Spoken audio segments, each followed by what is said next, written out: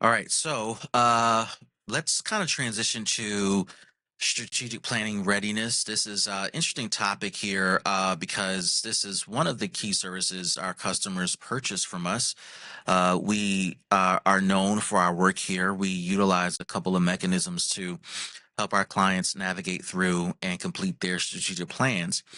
Um, for small businesses, for businesses in general, I think a similarly named product would be what's the updated business plan for our organization. What are we going to accomplish by when, how, with who, for whom? And so, regardless of what you name it, it is a necessary evil to kind of have some thought about what the future may look like. What's interesting about all these things, depending on who you listen to and where they are in their life cycle and the stage they are in business, you may hear some say that it doesn't make any sense to forecast your business a year out, 3 years out, because things change. And with the advent of AI and AI just coming on strong as of the time of this recording, AI itself is changing at a rapid pace, let alone how fast AI is causing change within businesses, and how that shift is impacting businesses at a rapid pace. Um, as I have thought about what others are saying along those lines, I understand where they're coming from when they talk about is there a purpose of thinking beyond 12 months? Um, my conviction about all of this kind of lies in the middle, that there is kind of the balance between thinking, forecasting for a future that is to come, and giving thoughts about what you hope to see happen, and then also being flexible enough to know that my plan may not play out the way I hope it will, if there are some technological changes. Back in 2000, I want to say 2012, 13, I was in the middle of my doctoral coursework, and my least favorite course was about futuring, forecasting the future. This was not the same as strategic planning or developing your own mechanisms of thoughts or philosophies of how you're going to think about strategic planning and guide your clients through. This was about future design. It's less about guessing. It's not about being prophetic in the biblical sense, but thinking about a right now scenario and how this could show up differently for a future that is completely undefined, uncontrolled, um, undetermined. The thing that I focused on was talking about and designing a future for people of faith who are tethered to their home church, um, for one reason or another. Yet they are called across the country or called across the world to do something. In many cases, it's professional related, right? Career related. And tangential to that is that person and their family ecosystem desiring to experience all that God has created in this wonderful earth, this home we call earth, and not wanting to lose connection to their home church. How can they, back in 2013, stay tethered without losing that touch point of weekly services on Sundays, connection to Bible studies, connection to small group meetups, sub ministry events, etc.? And I posed that this could be a reality, that there could be a reality where the nuclear family still is tethered to their home church, but may not be in the same city for a variety of reasons. And they can still tithe and support their home church and still have a connection point. And I postulated that that connection point would be reliant upon some sort of connection, internet connection, virtual connection that is healthy, consistent, and available. That was not a thing at the time. Whether church, corporate, event based. I mean, you name it. I don't even remember where Netflix was at that time. If they were around at the time, I think Redbox was still a thing where you would pick up DVDs at a local station. And streaming, in or around that time started to become a thing. So I was just kind of processing this. Um, what brought that featuring concept back to mind for me wasn't the growth, the explosive growth of Netflix, Facebook, Instagram Live, YouTube Live. None of those things that in subsequent years in short order became super, super big and huge. It wasn't Hulu, which at that time and still to this day, as of this recording, they don't stream live, but they show network television shows a day after it was broadcasted on the main network and channel. That's not what brought it back to my mind. What brought that forecasting scenario back to my mind was when COVID-19 hit our world. And I immediately thought about what I wrote at that time, that there is something that disconnects the nuclear family from their home church, home place of worship. And yet, regardless of what causes or what will cause that distance, that family still wants to be connected to their home church.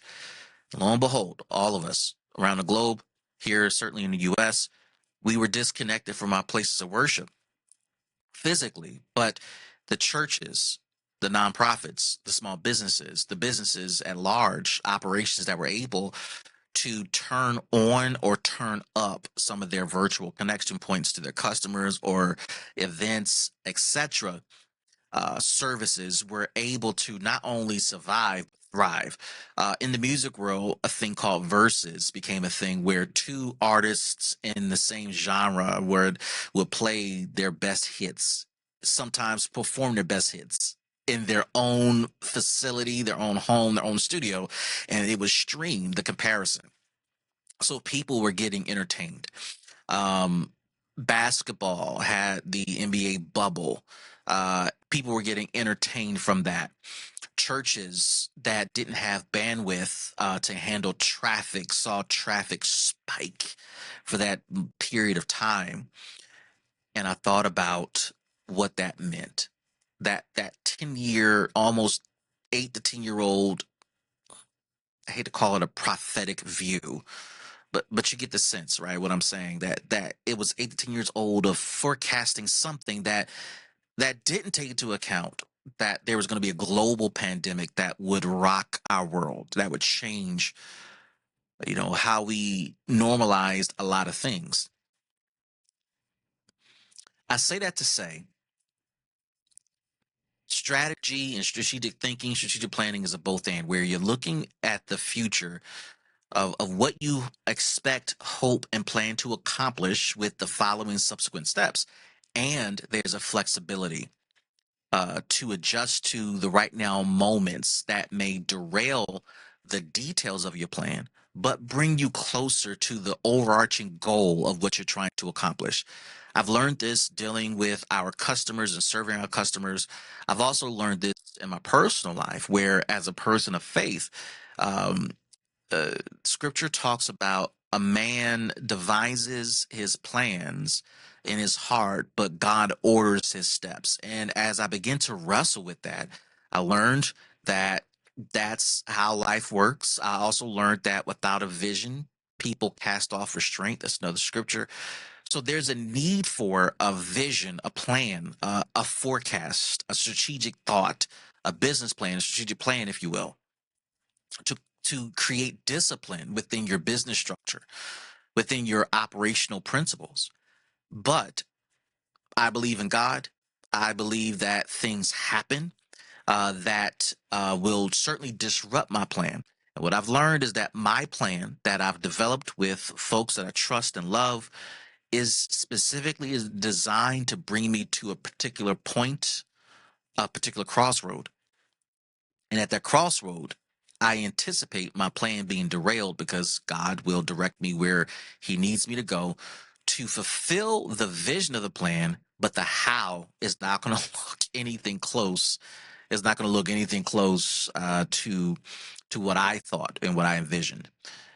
In business, nonprofits, small businesses, I want to challenge you to do both and to allow yourself to go through the rigor of strategic planning because you do want to have some sort of plan, some sort of structure, some sort of discipline that guides the activities of your organization so that you know what you're saying yes to and you know what you're saying no to. You know what you're putting in place as an infrastructure guide for you, the team, your stakeholders, your board, yourself, etc. And you're also flexible enough to know that stuff will happen, stuff will hit the fan, and I got to be flexible enough to know that I got to solve this issue and I'm going to have to deviate from my plan. However, how is this issue, this emergent issue, going to help me accomplish the goal that I've set for our team, our organization within our strategic plan? Strategic plans are important, particularly when you're going through transitions in your business, when you're scaling up or down. It's a good time to engage in a plan. There are resources, particularly for nonprofits. If you look at your local community foundation, you may find that there may be some nonprofit support dollars to help cover the cost of bringing in a consultant to help you create your next strategic plan. So don't be shy about looking up those resources and pursuing that. Remember that a strategic plan is not just a document, but it's a blueprint, a roadmap for what you're looking to accomplish. And it's not just about forecasting a vision of the future, but it's an exploration of how you can create and build capacity, build systems, and become sustainable. Sustainability is your gift to your customers, is your gift to your business, it's your gift to your reason, your purpose for being in business. So embrace sustainability and embrace how strategic planning helps you become and remain sustainable. Sometimes strategic planning is a chance to reset priorities that may have gotten out of whack or needs to be refined or tightened because the circumstances have changed. And you may use this opportunity to clarify goals, build alignment across stakeholders within your organization, etc. Um, consider consider what I'm suggesting and offering here, and that's the both and that we need to forecast down the road and remain flexible. We need to establish discipline within our business and still remain flexible. We need to have structure, capacity, growth, system, sustainability at the forefront of our mind in our business, and we remain flexible for the what ifs that may change the dynamics of how we operate, what we assumed was a credible path forward. We're willing to make that adjustment. We're willing to make that shift. And but we also have a plan in place to guide us, to keep us disciplined and focused. I will also say, I'll close out here and say that most folks don't view their strategic plan as a living document. I want to challenge you to do so. That once it's done and completed and it's delivered to your stakeholders and teammates, etc., and memorialized, view it as a living document as things are happening in and around the business. Update it so that you can take into account the new things that are happening so that the plan can be updated and it can remain a guiding light, a guiding map on the